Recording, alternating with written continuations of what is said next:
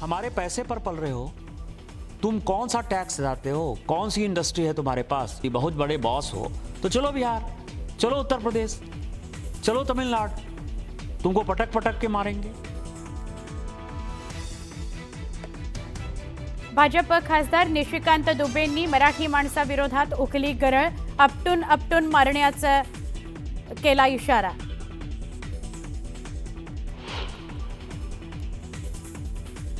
यदि उनमें हिम्मत है तो बगल में जो है माहिम इलाके में चले जाएं और माहिम की दरगाह के सामने जो है किसी हिंदी भाषी और उर्दू भाषी को पीट कर दिखा दें, तो मैं मानूंगा कि वो सचमुच जो है बाला साहब ठाकरे जी के जो है वारिस हैं।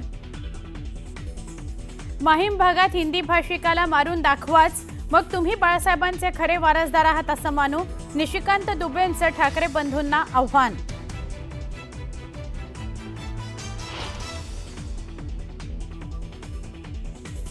भाजपच्या निशिकांत दुबेंना कोण ओळखतं? आम्ही कोणत्याही भाषेच्या विरोधात नाही, मात्र त्रिभाषा सक्ती केल्यास सहन करणार नाही, उद्धव ठाकरेंचा पुन्हा इशारा।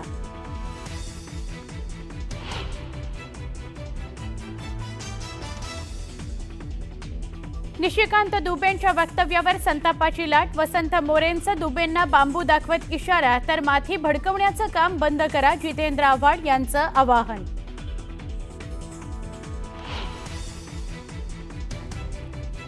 तोडाफोडा आणि राज्य करा, हे भाजपचं राजकारण, हेच मराठी भाषेचे मारेकरी।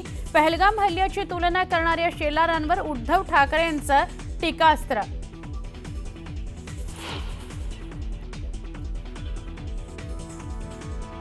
शिवसेना उबाठा आणि मनसेच्या युती संदर्भात कुणीही बोलू नका, राज ठाकरेंचा पदाधिकाऱ्यांना आदेश, सूत्रांची माहिती।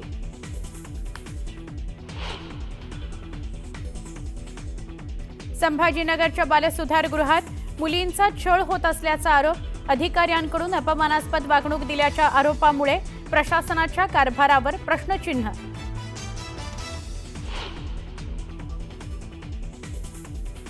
घाटकोपरमधील पालिकेची नवी इमारत तयार असताना विद्यार्थ्यांची जुन्या शाळेमध्ये बोळवण, संतप्त बालकांचा विद्यार्थ्यांसह नवीन शाळेत प्रवेश, प्रशासनाविरोधात घोषणाबाजी।